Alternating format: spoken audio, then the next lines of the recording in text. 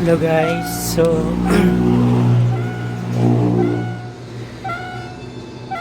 parating nagbibip yung Chevrolet Aveo. So paano ko siya nalaman na may ayaw mag-off yung beep niya. So kahit i-close ko lahat yung doors niya, patuloy pa rin siya nagbibip.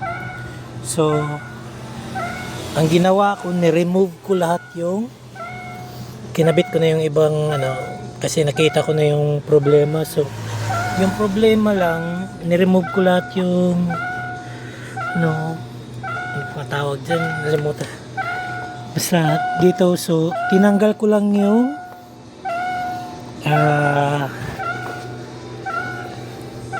door lock lang yung tinanggal ko. So beep siya ng beep kahit saan, kahit sa susian niya ayaw mag-off. Sa lahat ng mga sensor tinignan ko na yung pala yung door lock. So kailangan nating i-repair yun. So for a meantime, tatanggalin muna natin yung sa door lock. Ayan. So yun lang.